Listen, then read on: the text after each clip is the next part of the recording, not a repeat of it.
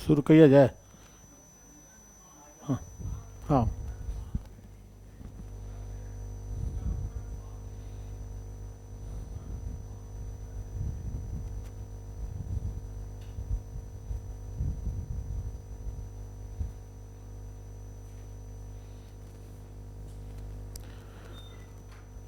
Good morning students.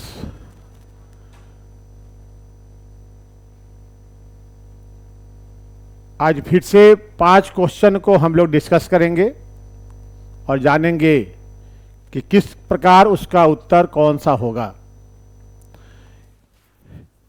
आज दूसरा class है। ऐसे क्लास मंडे टू फ्राइडे प्रत्येक दिन चलेंगे, जिसमें 5 क्वेश्चन को हम लोग देखेंगे। आज का पहला क्वेश्चन है कि भारतीय सर्वोच्च न्यायालय ने किस मुकदमे में सर्वप्रथम संविधान के मूल ढांचे के सिद्धांत को या आधारिक संरचना के सिद्धांत को या मौलिक लक्षण के सिद्धांत को प्रतिपादित किया था। ये 1967 में गोलकनाथ वाद आया था, जिसने कहा था कि संसद को मौलिक अधिकारों में परिवर्तन करने की शक्ति नहीं है। झगड़े की शुरुआत यहीं से हुई थी। इसके बाद 1971 में 24वां संशोधन हुआ था संविधान में, और इसके द्वारा ये प्रावधान किया गया था कि संसद को पूरे संविधान में संशोधन की शक्ति है, और इस प्रकार जो विधि बनेगी अनुच्छेद 13(2) के विधि के अंतर्गत शामिल नहीं होगी। इसमें यह कर दिया गया था कि संविधान संशोधन सामान्य विधि नहीं है, ऐसे में वो 13(2) में शामिल नहीं होगा और उस पर न्यायालय न्यायिक समीक्षा नहीं कर पाएगा। यह 24वें संशोधन के द्वारा व्यवस्था की गई थी। तब उसी मामले पर केशवानंद भारती वाद 1973 में आया था, जिसने इस झगड़े का समापन ये करके कहा कि संविधान के कुछ मौलिक लक्षण हैं, कुछ आधारभूत संरचना है, कुछ मूल ढांचा है, और उसमें संशोधन करने की शक्ति संसद के पास नहीं होगी, चाहे इसके लिए संविधान संशोधन ही क्यों नहीं। नमस्ते नमस्ते रंजन। संविधान संशोधन ही क्यों न करना पड़े, मूल ढांचा को संसद बदल नहीं सकती है। तो ये जो सिद्धांत था मूल ढांचे का, मूल ढांचे को ही आधारभूत संरचना भी कहा जाता है।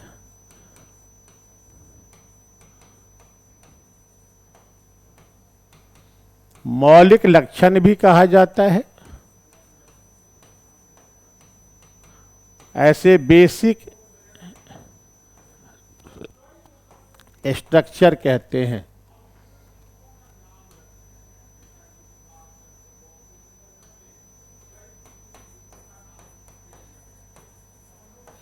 तो इसका उत्तर होगा केशवानंद भारतीवाद।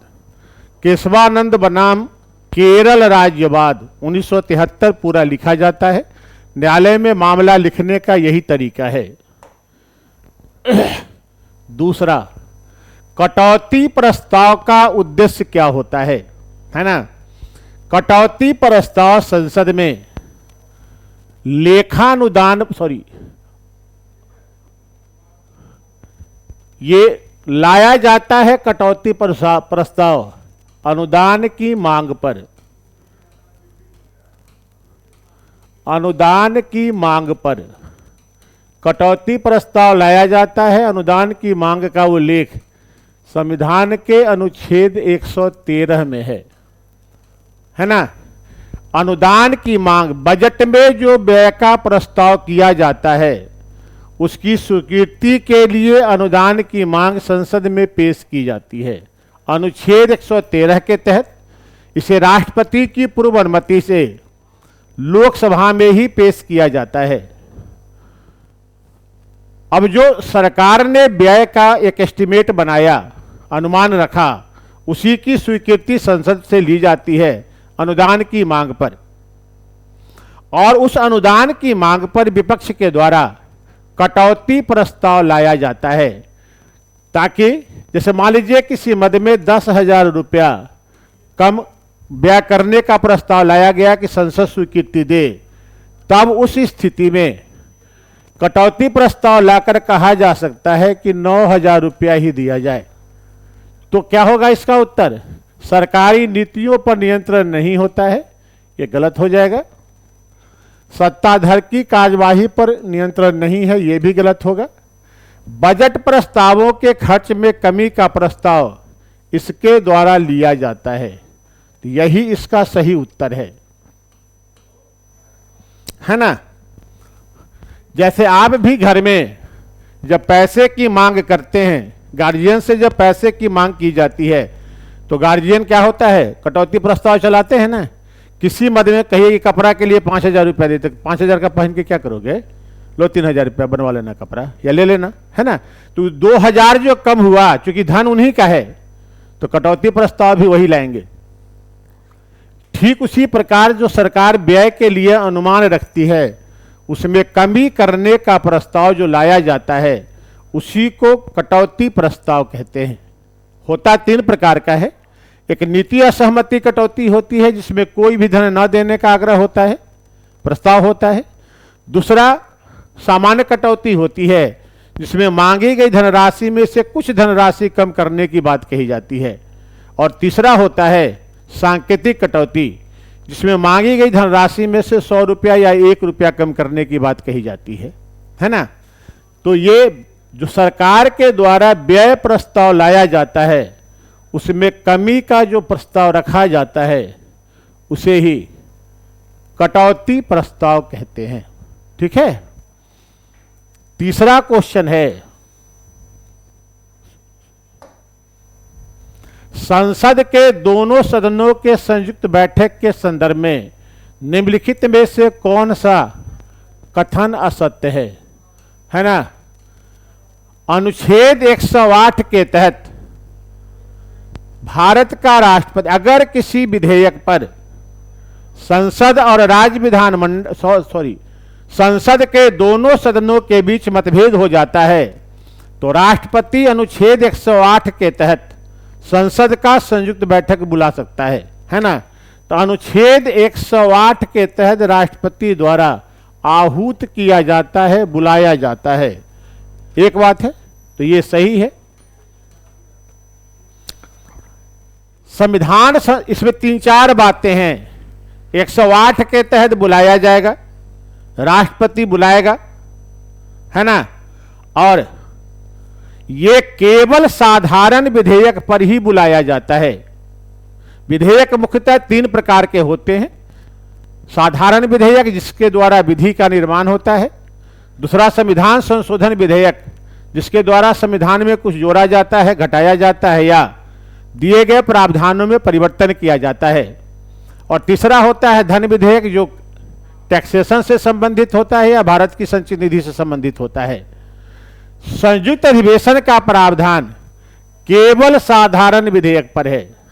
अगर साधारण विधेयक पर लोकसभा राज्यसभा में मतभेद होता है, तभी संयुक्त अधिवेशन बुलाया जाएगा, है ना।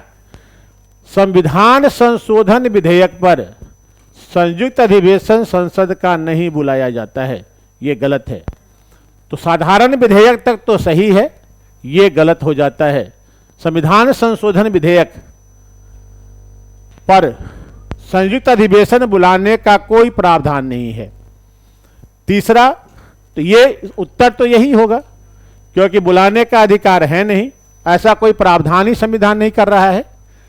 संयुक्त अधिवेशन की अध्यक्षता लोकसभा अध्यक्ष करते हैं, ये सही है। अगर लोकसभा अध्यक्ष नहीं करेंगे तो एक विकल्प के तौर पर, हालांकि उतना दूर तक जाकर पूछा नहीं जाता है, अगर अध्यक्ष न हो तो उपाध्यक्ष करेंगे। अगर उपाध्यक्ष भी न हो, न अध्यक्ष हो, तो राज्यसभा का उपसभापति करता है।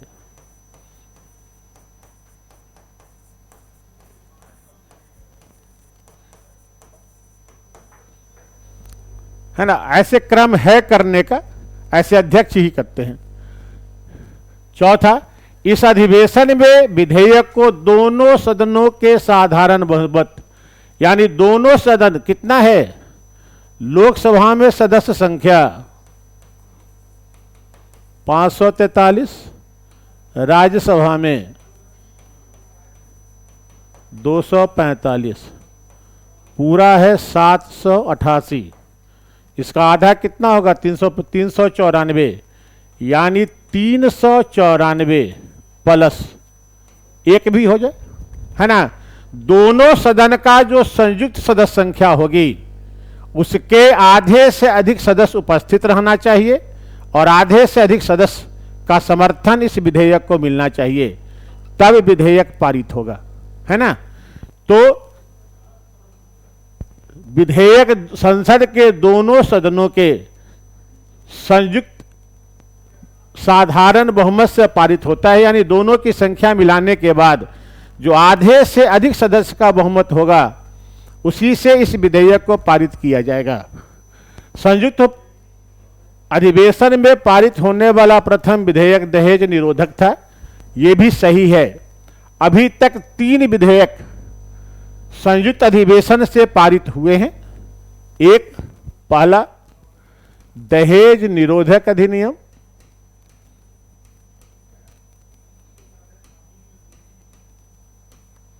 (1961), दूसरा बैंकिंग सेवा संशोधन अधिनियम 1978, और तीसरा आतंकवाद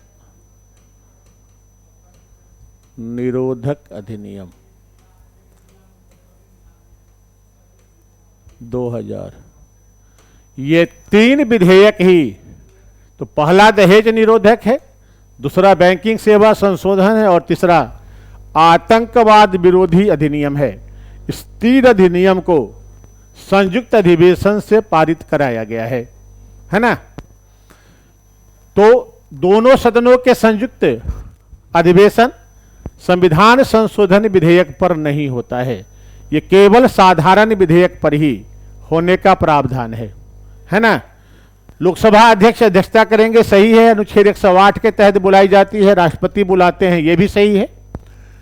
दोनों सदन की जो कुल सदस्य संख्या होगी उसके साधारण बहुमत से पारित किया जाएगा, यह भी सही है।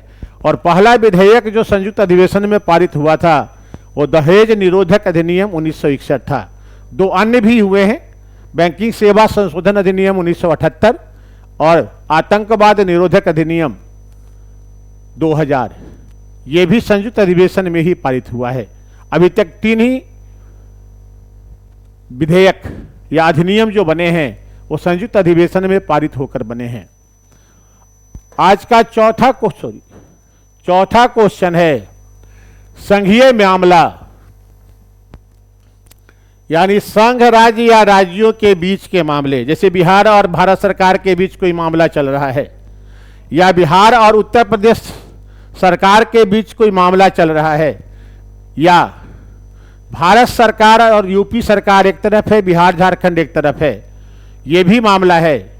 तो संघ और राज्य के बीच के मामले या राज्यों के बीच के मामले, इसी को संघीय मामला कहा जाता है।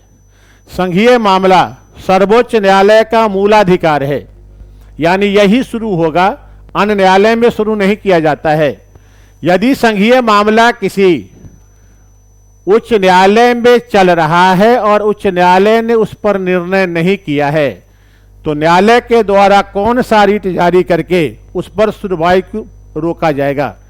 तो 2 रीट न्यायिक होते हैं, प्रतिषेध और उत्प्रेषण, 2 न्यायिक रीट है। परमादेश न्यायिक और प्रशासनिक दोनों होता है। दोनों में प्रतिषेध और उत्प्रेषण में सभी बातें एक समान है।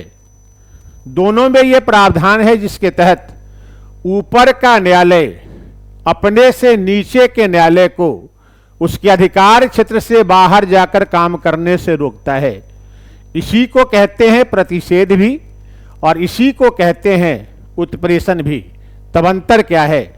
अंतर यह होता है कि प्रतिषेध तब जारी होता है जब नीचे के न्यायालय ने निर्णय नहीं दिया है, सुनवाई चल रही है लेकिन निर्णय नहीं हुआ है, तो निर्णय करने से रोका जाता है।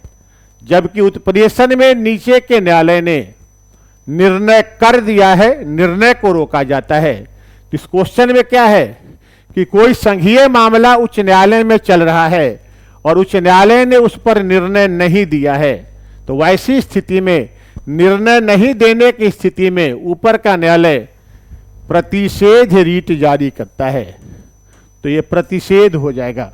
यही अंतर है। प्रतिषेध नीचे के न्यायालय के निर्णय से पहले जारी होता है और और उत्प्रेषण ऐसे लिखा जाएगा।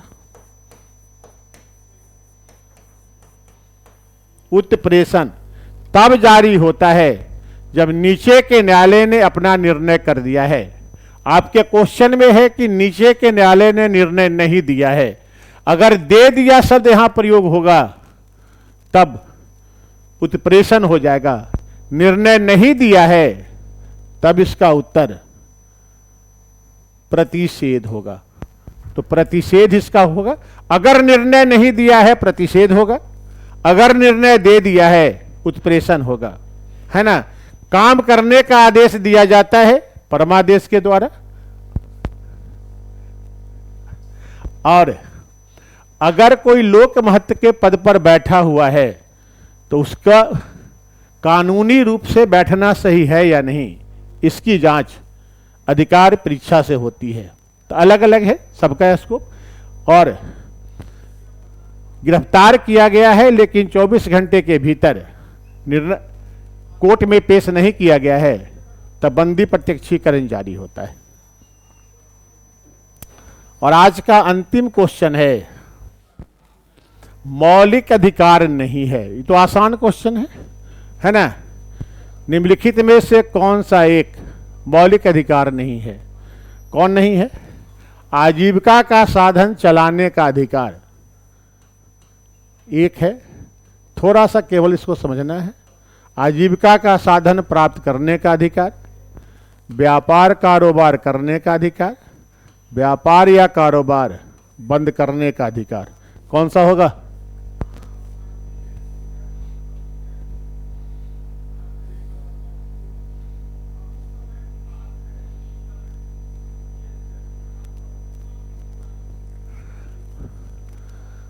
कौन सा होगा?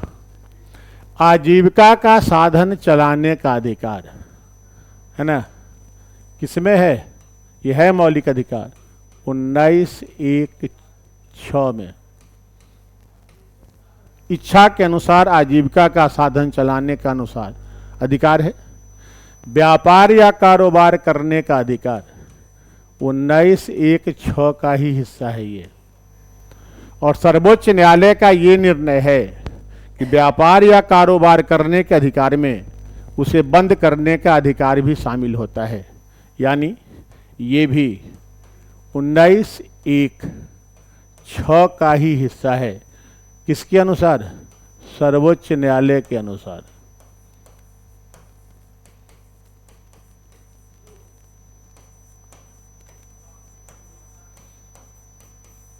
है ना। तीनों मौलिक अधिकार है। आजीविका का साधन प्राप्त करने का अधिकार ये मौलिक अधिकार नहीं है।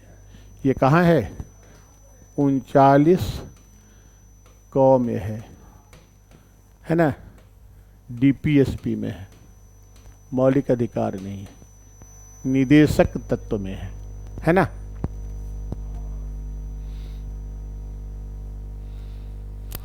तो यही इसका उत्तर होगा। आजीविका 39(a) में क्या कहा गया है? ऐसे अगर इसमें थोड़ा कन्फ्यूजन भी रहता है, 39 का एक अलग से भी जोड़ा गया है, समान न्याय एवं विधिक सहायता। तो 39(a) इसमें प्रावधान है कि स्त्री एवं पुरुष सभी को समान रूप से आजीविका का साधन प्राप्त करने का अधिकार होगा। तो ये 39(a) है, तो स्वाभाविक है ये चला जाएगा निदेशक तत्व में। तो ये नहीं है।